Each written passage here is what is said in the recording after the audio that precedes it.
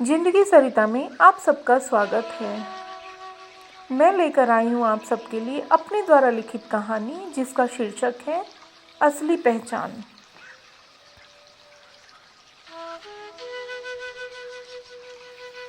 एक बार शहर में एक पारस नाम का गरीब व्यक्ति, झोपड़पट्टी में रहने वाला, बेचारा, तन पर वस्त्र भी नाम मात्र को।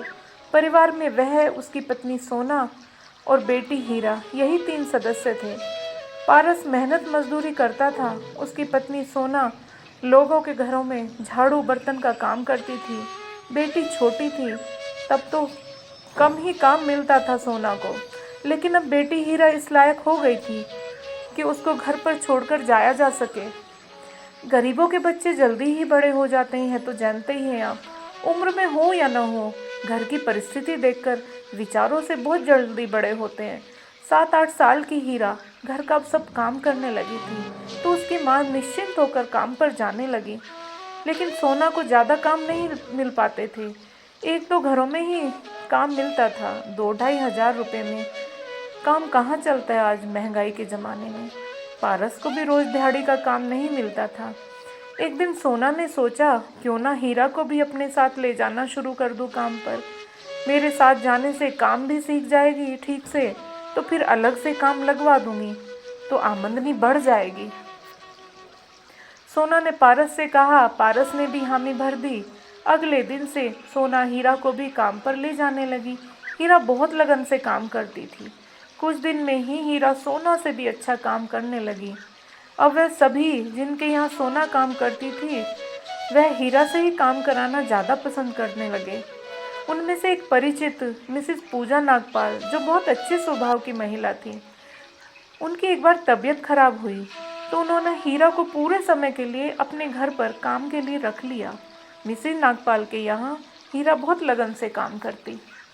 मिसेस नागपाल को बहुत पसंद आता हीरा का किया हुआ काम।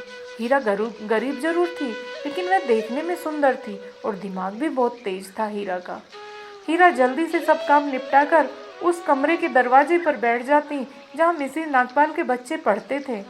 दोनों बच्चे जब आपस में बोल बोल कर पढ़ते, तो हीरा बहुत ध्यान से सुनती और अपने दिमाग में बैठा लेती।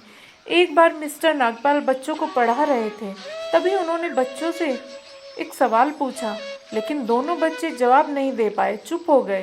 तभी हीरा के मुंह से अनायास उस सवाल का जवाब निकल जाता है, किंतु वह डर से अपना मुंह बंद कर लेती है। हीरा का जवाब सुनकर मिस्टर नागपाल चकित हो जाते हैं और वह प्यार से हीरा को पास में बुलाते हैं। उससे प्यार से पूछते हैं कि कैसे इतने कठिन सवाल का जवाब उसे पता है, जो पढ़ना भी नहीं जानती है। हीरा डर जाती है यह सोचकर कि उसने कोई गलती कर दी है, किंतु मिस्टर नागपाल उसको प्यार से समझाते हैं कि बेटा, ये बताओ, ये तो अच्छी बात है, तुम्हें सवाल का जवाब पता है, बताओ कैसे पता है।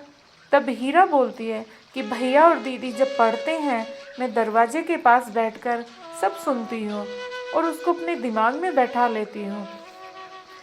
मिस्टर नागपाल को यह सुनकर बहुत ही आश्चर्य होता है। वह सोचते हैं, इस लड़की का दिमाग तो बहुत तेज है कि यह सिर्फ सुनकर ही सब सीख जाती है। यदि ये प्रॉपर पढ़ाई करेगी, स्कूल जाएगी, तो कितना अच्छा होगा, इसका भविष्य संवर जाएगा। यही सोचकर वह उसका एडमिशन करवाने की बात करते हैं सोना से, किंतु सोना कहती है, बाबूजी, हमें तो खाने के ही पूरे नहीं पड़ते, इसको स्कूल कैसे भेजें, कहाँ से इतनी फीस देंगे, क्या करेगी पढ़ लिख कर, जितना पढ़ाई में खर्च करेंगे उतना इसके ब्याह में करना है, फिर कहाँ से लाएंगे इतना पैसा, पहले पढ़ाई में खर्च करें, फिर इसके लिए अच्छा दूल्हा तलाश करें और फिर शादी में पैसा खर्च करें। मिस्टर नागपाल सोना से कहते हैं, खर्चे की चिंता मत कर सोना, मैं करूँगा हीरा की पढ़ाई पर खर्च, भगवान का दिया सब कुछ है मेरे पास, इतना है कि मैं तेरी बेटी को पढ़ा सकूं। और रही शादी की बात, वह बाद में हो जाएगी शादी भी, तू चिंता मत कर। लेकिन बाबूजी, आपके घर का काम कौन करेगा, वो तुम करोगी। आज के बाद हीरा पढ़ाई के अलावा कुछ नहीं करेगी। इस तरह मिस्टर नागपाल हीरा का एडमिशन एक अच्छे स्कूल में करा देते हैं। सोना को और पारस को भी अपने घर में ही सर्वेंट क्वार्टर में रहने को जगह दे देते हैं। पारस उनके यहाँ तथा आसपास की कोठियों में माली का काम करने लगता है तथा सोना सभी के घरों में झाड़ू पोछा बर्तन आदि का काम करने लगती है। ऐसे ही समय बीतता है। हीरा हर साल अपना स्कूल टॉप करती है। अब तो उसको स्कूल से स्कॉलरशिप भी मिलने लगी है, तो वह सिविल सर्विसेज के लिए कोचिंग वगैरह लेने लगी। कोचिंग में भी वह पहले नंबर पर रहती है। उसके इस प्रयास से मिस्टर नागपाल और मिसेस नागपाल भी बहुत खुश हैं। अक्सर अपने बच्चों को भी कहते हैं, हीरा को देखो कितनी होशियार है, नाम रोशन करेगी अपने माता पिता का। अपने नाम के अनुरूप ही है हीरा। हीरा है हीरा, बिल्कुल जैसे उसका नाम है। हीरा की मेहनत एक दिन रंग लाई। उसने सिविल सर्विस परीक्षा अच्छे अंकों से पास की। उसकी परीक्षा में 55 रैंक आई। सब बहुत खुश थे। अब उसको आगे की ट्रेनिंग के लिए हीरा को लाल बहादुर शास्त्री राष्ट्रीय प्रशासनिक अकादमी में जाना था। हीरा के माता पिता भी बहुत खुश थे। 21 माह की ट्रेनिंग में भी हीरा ने खूब मेहनत की और उसको अपने ही शहर में लोक सेवा अधिकारी की पोस्ट मिल जाती है। ज्वाइन करने से पहले हीरा को सम्मानित किया जाना है, जिसके लिए एक फंक्शन का आयोजन किया जाता है। उसके लिए हीरा से कहा जाता है कि वह होने वाले फंक्शन में अपने माता पिता अपने परिवार को आमंत्रित करे। आयोजन के दिन जब हीरा को स्टेज पर बुलाया जाता है सम्मानित करने को, तो वह अपने जीवन की कहानी बताती है और स्टेज पर मिस्टर नागपाल और मिसेस नागपाल को बुलाकर बहुत ही भावुक बात बोलती है। हीरा बोलती है, बचपन में मैं सिर्फ नाम की हीरा थी, लेकिन इस हीरे को परखा मेरे भगवान, मेरे नागपाल अंकल ने और आंटी ने।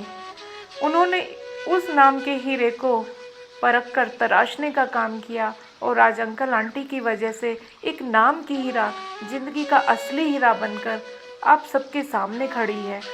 असली परख कर इन्होंने मुझे इस मुकाम पर पहुंचाया। यह मेरे भगवान हैं।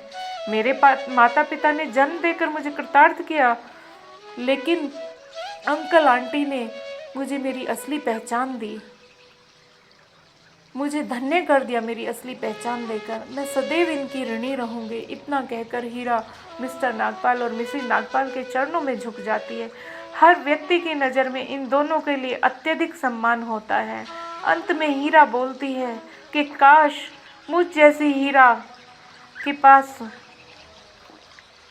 हर हीरा के पास आंटी अंकल जैसा जौहरी हो, तो हर हीरा को परख मिल जाए और उसको तराश कर एक असली हीरा बना दिया जाए। धन्यवाद। सरिता अशोक चौधरी।